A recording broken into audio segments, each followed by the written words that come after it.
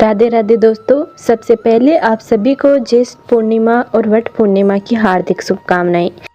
आज पूर्णिमा के शुभ अवसर पर हम आपको श्री सत्यनारायण भगवान की कथा सुनाएंगे। आज के दिन जो भी भक्त सच्चे मन से भगवान श्री सत्यनारायण की पूजा करके व्रत की कथा पढ़ता है या सुनता है, भगवान सत्यनारायण की कृपा उन पर तथा उनके परिवार पर सदैव बनी रहती है। प्रिय भक्तगणों, यदि आप भगवान सत्यनारायण की कथा सुन रहे हैं तो इसे पूरा सुनो। कथा को बीच में छोड़कर भगवान सत्यनारायण का अपमान ना करें। तो चलिए शुरू करते हैं आज की पावन कथा। एक समय की बात है, नैमिषारण्य तीर्थ में 88,000 ऋषियों ने श्री सूत जी से पूछा, हे प्रभु, इस कलयुग में वेद विद्या रहित मनुष्यों को प्रभु भक्ति किस प्रकार मिल सकती है तथा उनका उद्धार कैसे होगा। हे मुनि श्रेष्ठ, कोई ऐसा व्रत बताइए जिससे थोड़े समय में ही पुण्य मिले और मनोवांछित फल भी मिल जाए। इस प्रकार की कथा सुनने की हम इच्छा रखते हैं। सर्व शास्त्रों के ज्ञाता सूत जी बोले, हे ऋषियों, आप सभी ने प्राणियों के हित की बात पूछी है, इसलिए मैं एक श्रेष्ठ व्रत को आप लोगों को बताऊंगा जिसे नारद जी ने श्री हरि से पूछा था। एक समय की बात है, महर्षि नारद दूसरों के हित की इच्छा लिए अनेकों लोगों में घूमते हुए मृत्युलोक में आ पहुँचे। यहाँ उन्होंने अनेक योनियों में जन्मे प्राय सभी मनुष्यों को अपने कर्मों द्वारा अनेक दुखों से पीड़ित देखा। उनका दुख देखकर नारद जी सोचने लगे कि कैसा व्रत किया जाए जिसके करने से निश्चित रूप से मानव के दुखों का अंत हो जाए। इसी विचार पर मनन करते हुए वह विष्णु लोक में गए। वहाँ पर महर्षि नारद भगवान विष्णु की स्तुति करने लगे, जिनके हाथों में शंख, चक्र, गदा और पद्म थे, गले में वरमाला पहने हुए थे। स्तुति करते हुए महर्षि नारद बोले, हे भगवान, आप अत्यंत शक्ति से संपन्न हैं। मन तथा वाणी भी आपको नहीं पा सकती है। आपका आदि, मध्य तथा अंत नहीं है। निपुण स्वरूप सृष्टि के कारण भक्तों के दुख को दूर करने वाले हैं। आपको मेरा नमस्कार है। नारद जी की स्तुति सुन विष्णु भगवान बोले, हे मुनिवर, आपके मन में क्या बात है? आप किस बात के लिए यहाँ पधारे हैं, उसे निसंकोच कहो। इस पर महर्षि नारद बोले कि मृत्युलोक में अनेक योनियों में जन्मे मनुष्य अपने कर्मों के द्वारा अनेकों दुख से दुखी हो रहे हैं। हे नाथ, आप मुझ पर दया रखते हैं तो बताइए कि वो मनुष्य थोड़े प्रयास से ही अपने दुखों से कैसे छुटकारा पा सकते हैं।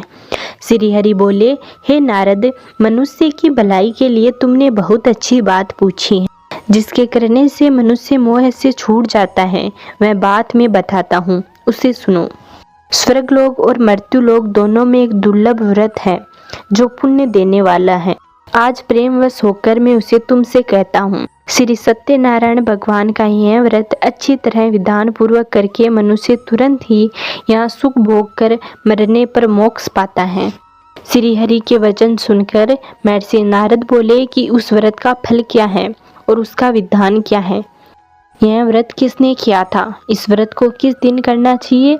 सभी कुछ विस्तार से बताइए। नारद जी की बात सुनकर श्री हरि बोले, दुख व शोक को दूर करने वाला यह सभी स्थानों पर विजय दिलाने वाला है। मानव को भक्ति व श्रद्धा के साथ शाम को श्री सत्यनारायण की पूजा धर्म परायण होकर ब्राह्मणों व बंधुओं के साथ करनी चाहिए। भक्ति भाव से ही नैवेद्य केले का फल, घी, दूध और गेहूं का आटा सवाया ले।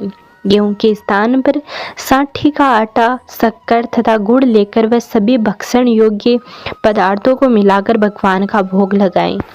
ब्राह्मणों सहित बंधु बांधुओं को भी भोजन कराए। उसके बाद स्वयं भोजन करे। भजन कीर्तन के साथ भगवान की भक्ति में लीन हो जाए। इस तरह से सत्यनारायण भगवान का यह व्रत करने पर मनुष्य की सारी इच्छाएं निश्चित रूप से पूरी होती है। इस कलयुग में मृत्युलोक में मोक्ष का यही एक सरल उपाय है। सूत जी बोले, हे ऋषियों, जिसने पहले समय में इस व्रत को किया था उसका इतिहास कहता हूँ, ध्यान से सुनो। सुंदर काशीपुरी नगरी में एक अत्यंत निर्धन ब्राह्मण रहता था। भूख प्यास से परेशान वह धरती पर घूमता रहता था। ब्राह्मणों से प्रेम करने वाले भगवान श्री हरि एक दिन ब्राह्मण का वेश बनाकर उस ब्राह्मण के पास जाकर पूछा, हे ब्राह्मण, नित्य दुखी होकर तुम पृथ्वी पर क्यों घूमते हो? दीन ब्राह्मण बोला, मैं एक निर्धन ब्राह्मण हूँ, भिक्षा के लिए धरती पर घूमता हूँ। हे भगवान, यदि आप इसका कोई उपाय जानते हो तो बताइए। भगवान श्री हरि कहते हैं कि सत्यनारायण भगवान मनोवांछित फल देने वाले हैं, इसलिए तुम उनका पूजन करो। इसे करने से मनुष्य सभी दुखों से मुक्त हो जाते हैं। व्रत ब्राह्मण बनकर आए सत्यनारायण भगवान उस निर्धन ब्राह्मण को व्रत का सारा विधान बताकर अंतर्ध्यान हो गए।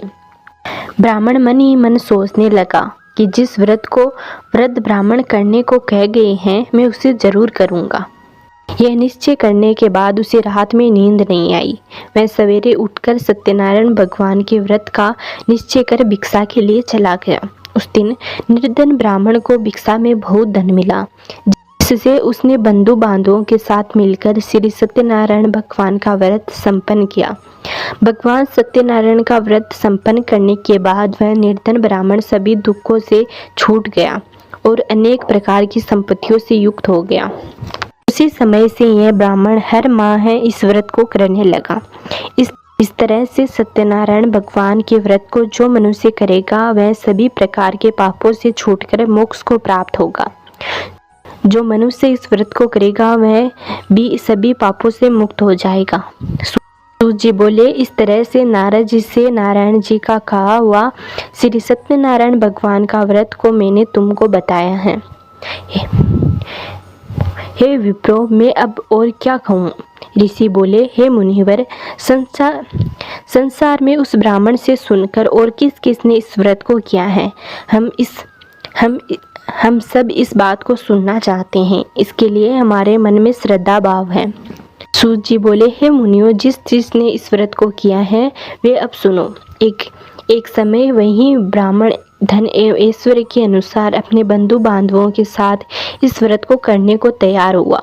उसी समय एक लकड़ी बेचने वाला बूढ़ा आदमी आया और लकड़ियां बाहर रखकर अंदर ब्राह्मण के घर में गया। प्यास से दुखी वह लकड़हारा उनको व्रत करते हुए देख ब्राह्मण को नमस्कार कर पूछने लगा कि आप ये क्या कर रहे हैं? तो उन्होंने बताया कि व्रत कर रहा हूँ तथा इसे करने से क्या फल मिलेगा, कृपया मुझे भी बताइए।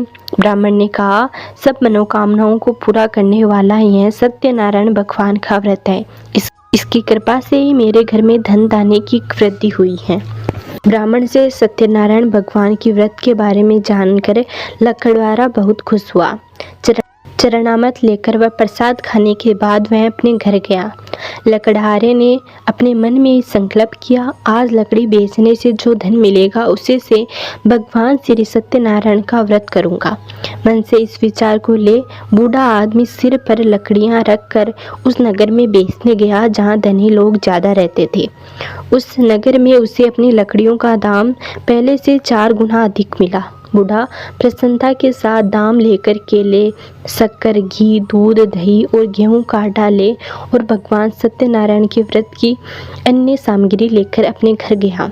वहाँ उसने अपने बंधु बांधवों को बुलाकर विधि विधान से भगवान सत्यनारायण का पूजा किया और व्रत किया।